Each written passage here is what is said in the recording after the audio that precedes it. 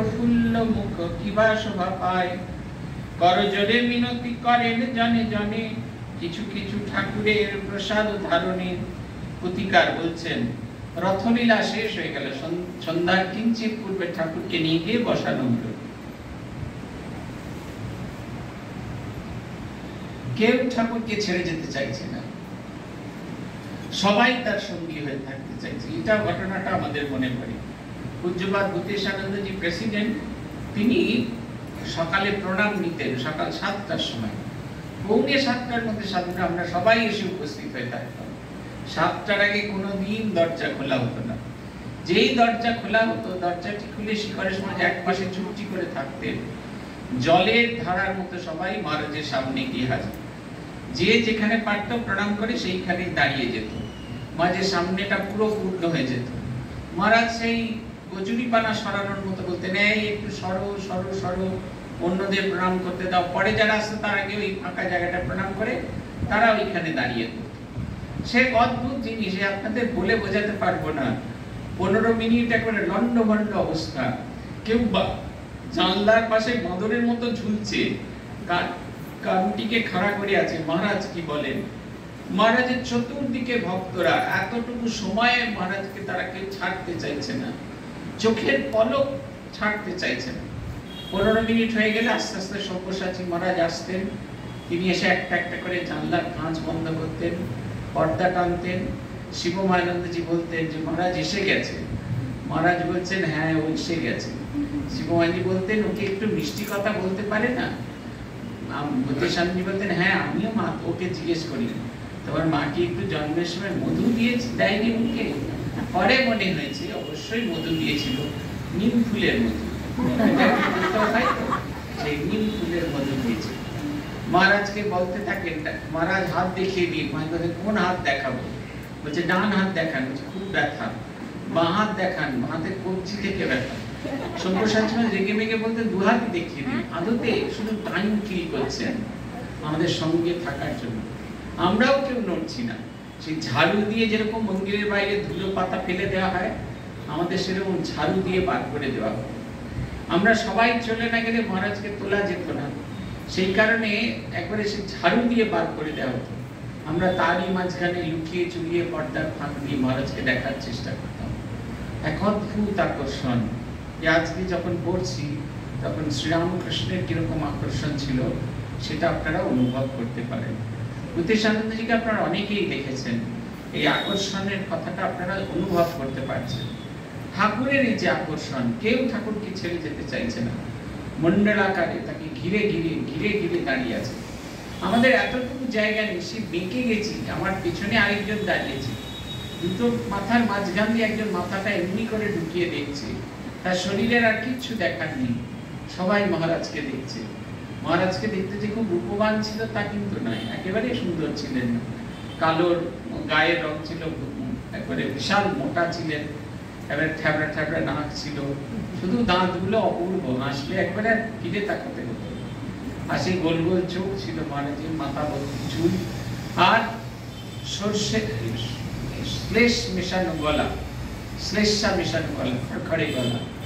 কিন্তু কি যে আকর্ষণ ছিল! শ্রীরামকৃষ্ণের কথা ভাবুন, প্রেসিডেন্ট হচ্ছেন ঠাকুরের মিনিয়েচার ফর্ম। অতএব কল্পনা করুন শ্রীরামকৃষ্ণ যেদিন এসেছিলেন তাকে ঘিরে মানুষের কি আনন্দ হয়েছিল।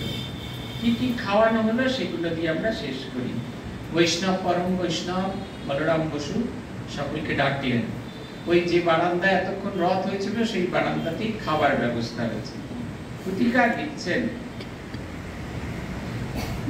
বারান্দায় পাতা পাতা ভাঁড় খুঁড়ি ধারে, বসাইল ভক্ত বর্গে পীড়িতের ঘরে। আয়োজনে ত্রুটি নাই, লুচি তরকারি, সুগন ছোলার ডাল, ভাজা রকমারি, পাঁপড় মোহন ভোগ, গজা মালপুয়া, বড় বড় রসগোল্লা, লাল পান্তুয়া, রসের চাটনি মিঠা কিশমিশে ভরা, দধিকুল পরিপূর্ণ কটরা কটরা, রসনায় তৃপ্তিকর মনের মতন, নানা দ্রব্যে কইলা বসু প্রসাদ ও বন্টন। বলছেন কি কি খাওয়ানো হয়েছিল? না লুচি ছিল, লুচি তরকারি এগুলো ছিল, ঘন ছোলার ডাল ছিল, আর কি ছিল, অনেক রকমের ভাজা ছিল। এছাড়া পাঁপড়, মোহনভোগ, গজা, মালপোয়া, রসগোল্লা, লাল রঙের টুকটুকে লাল রঙের পান্তুয়া ছিল। এছাড়া ছিল একেবারে সেই কাজু কিশমিশ দিয়ে ভরা সেই রসালো চাটনি ছিল। আর দধি ক্ষীর, মাটির ছোট ছোট, এখনকার আপনারা অল্প বয়সী ছেলেরা জানে না, আমরাও আমাদের ছেলেবেলায় দেখেছি মাংস দেওয়া হতো মাটির ভাঁড়ে করে বিয়ে বাড়িতে। ওই রকম ছোট ছোট কটরায় করে দধি ক্ষীর নানা জিনিসপত্র দেওয়া হয়েছে। সব ভক্তরা আনন্দ করে খাচ্ছেন।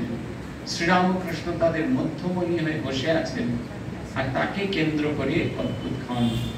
ভুলে গেছেন নিজের শারীরিক কষ্টের কথা, ভুলে গেছেন তার গলার বেদনার কথা। শুধু ভক্তদের কল্যাণের জন্য তিনি নিজেকে উৎসর্গ করে দিয়েছেন, আর আমাদের জন্য রেখে দিয়ে গেছেন যে অনুপম ছবি। এ দেখে আমাদের কি লাভ হবে? আমাদের তো কিছু লাভ হওয়ার কথা নয়, আমাদেরও লাভ হবে। একটি চোর গেছে একটি মন্দিরে চুরি করতে। সে এসে শুনেছে যে মন্দিরে অনেক সোনার গয়না আছে। গিয়ে দেখলো সেরকম কিছু নেই, একটা ছোট্ট রূপোর সিংহাসন, তাতে একটি শালগ্রাম শিলা, তাতে গায়ে একটা রূপোর বইতে, আর কিচ্ছু নেই। তখন সে ভাবছে ওটি নিয়ে আর কি হবে। সে বসে বসে শুনতে থাকলো যে সেই মন্দিরের পূজারী ভাগবত করছে, কয়েকজন মহিলা বসে আছেন তাদের সাথে। সেই ভাগবতে একটি ছেলের গল্প বলা হয়েছে। কুচকুচে কালো তার গায়ের রং, আর মাথার চুল থেকে, মাথার মুকুট থেকে পা অবধি সোনা দিয়ে মোড়া।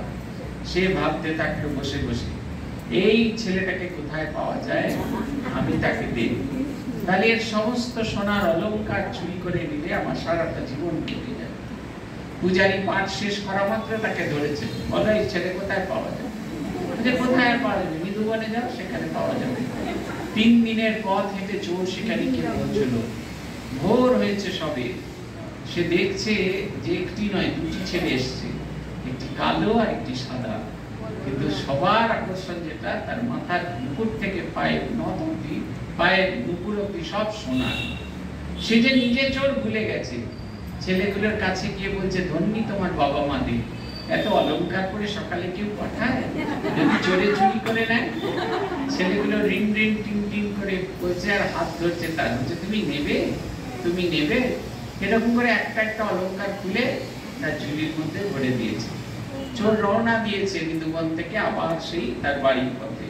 তার কোনো সেন্স নেই। বাড়ির কাছাকাছি এসে তার মনে হলো যে পাঠক তাকে এই 2টি ছেলের সন্ধান দিয়েছিল, তাকে কিছু ভাগ দেওয়া উচিত, চুরির বদলা ভাগ দিলে ভালো। তার কাছে যেতে গিয়ে বলা মাত্র তিনি বলেন, তুমি কিচ্ছু জানো না, তোমার ওই বইতে ভুল লেখা আছে, একটা না 2টো ছেলে ছিল, একটা সাদা একটা কালো, দুজনের গায়ে প্রচুর অলংকার ছিল। সে একটি একটি অলংকার তুলছে আর দেখছে শ্রীকৃষ্ণের শরীরের অলংকার। কোথায় পেলে পারলো? কেন মৃদুবনে? ওখানে দেখা হলো ওদের সাথে। বলছে আমাকে দেখাতে পারো? বলছে হ্যাঁ দেখাতে পারো। আবার যাত্রা শুরু মৃদুবনের উদ্দেশ্যে। সেই ভোর হয়, চোর আর সেই পূজারী দাঁড়িয়ে আছে, বাঁশি বাজছে, পূজারীও শুনছে, চোরও শুনছে। চোর বলছে, ওই দেখো 2টি ছেলে এসে হাজির। পূজারী খুঁজে চলেছে, কোথায় সে? বলছে ওই তো আমাদের সামনে এসে গেছে। চোর এগিয়ে গিয়ে কারুর সাথে একটা কথা বলছে। পূজারী বুঝতে পারলো সে আর শ্রীকৃষ্ণের দর্শন পাবে না। হাঁটু গেড়ে বসে কাঁদছে আর বলছে, প্রভু সারাটা জীবন আমি ভাগবতের সেবা করলাম, আর দর্শন পেল কিনা ওই চোরটা, আমার দর্শন হবে না। দৈববাণী বলছে এটা সত্যই, তুমি ভাগবতের সেবা করেছো, কিন্তু ভাগবতে ভগবানের কথা গ্রন্থেতেই থেকে গেছে, সেটা তোমার হৃদয়ে তার সেই লীলার আস্বাদন হয়নি। চোর এসব লেখাপড়া জানে না, কিন্তু এই লীলাকে জানতে পেরে সে নিজের হৃদয়ে সেই লীলাকে পুনরাভিনয় করে সেই লীলার আস্বাদন করেছে, তাই সে আমার দর্শনের যোগ্য। আমাদের এই যাবতীয় কিছু লীলা পড়া, সবকিছুর মূলই একটাই, ভগবানের লীলা পড়া, ভগবানের লীলাগুলিকে চিন্তা করা, ভগবানের লীলাগুলিকে হৃদয়ের মধ্যে রিক্রিয়েট করা, আর রিক্রিয়েট করে আনন্দ করা। আমাদের বলরাম বসু সেই লাল রঙের পান্তুয়া খাওয়াবে না, মনে মনে সত্যি সত্যি খাওয়াবে না, কিন্তু যদি চোখ বন্ধ করেন দেখবেন আপনার সামনেও কটরা আছে, তাতেও লাল পান্তুয়া রয়েছে। আজ এই পর্যন্ত। জয় জয় রামকৃষ্ণ বাঞ্ছা কল্পতরু জয় জয় ভগবান জগতের গুরু, জয় জয় গুরু মাতা জগত জননী, রামকৃষ্ণ ভক্তি দাত্রী চৈতন্য দায়িনী, জয় জয় রামকৃষ্ণ ইষ্ট গোষ্ঠীগণ, সবার চরণ রেণু মাগে অধম। ওম শান্তি শান্তি শান্তি। হরি ওম তৎসৎ। শ্রী রাম কৃষ্ণার্পণমস্তু।